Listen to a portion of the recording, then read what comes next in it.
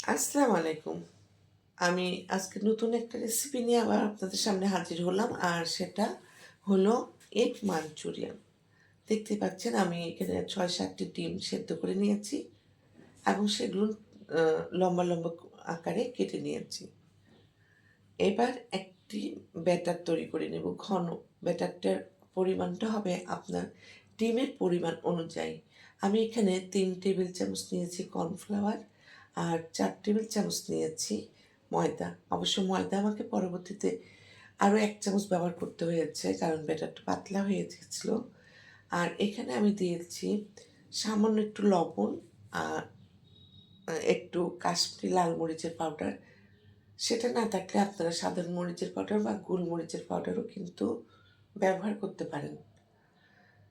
তো ব্যাটারটা যখন একটু পাতলা হয়েছিল তখন আমি পরবর্তীতে আরেকটু ময়দা নিয়েছি। আসলে ব্যাপারটা হলো এমন, আপনি আপনার মানে এই যে ডিমটা আপনি কোটিং করবেন সেটা যেন একদম আ পুরুট হয়। মানে চারপাশে যেন ভালো করে একটা মোটা আবরণ তৈরি হয়, সেভাবে কিন্তু ব্যাটারটা তৈরি করতে হবে। আর ওই যে মাপটা বললাম যে ৩ টেবিল চামচ যদি কর্নফ্লাওয়ার হয় তাহলে আপনি ৪ থেকে ৫ টেবিল চামচ দিবেন ময়দা।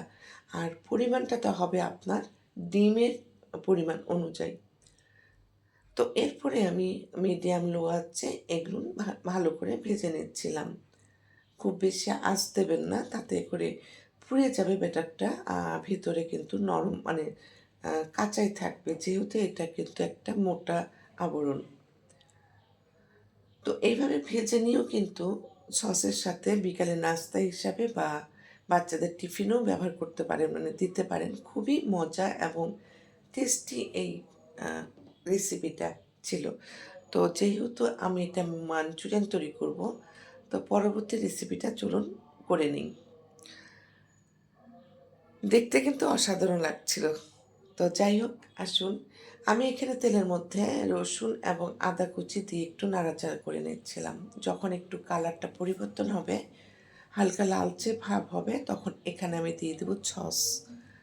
সসটা আমি বলে দিচ্ছি আগেই যে ১ টেবিল চামচ ছিল ওয়েস্টার সস আর ২ টেবিল চামচ করে ছিল টমেটো এবং চিলি সস। আর সেই সসটা দিয়ে আমি একটু নাড়াচাড়া করে নিচ্ছি।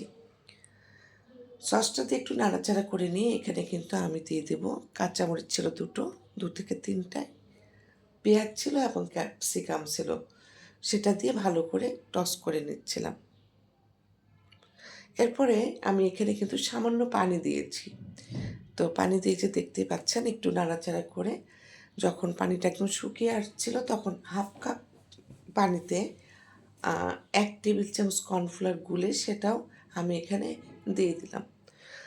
যখন ঘনটা হয়ে যাবে মানে ঘনত্বটা চলে আসবে তখনই দিয়ে দেব ডিমের সেই ভেজে রাখা ডিমগুলোন। এটা দিয়ে বেশি না, জাস্ট ১ মিনিট টস করে নেবেন। এপাশ ওপাশ উল্টিয়ে একটু গোলমরিচের গুঁড়া দিয়ে নামিয়ে নিবেন। তাহলেই হয়ে যাবে মজাদার স্পেশাল এগ মাঞ্চুরিয়ান।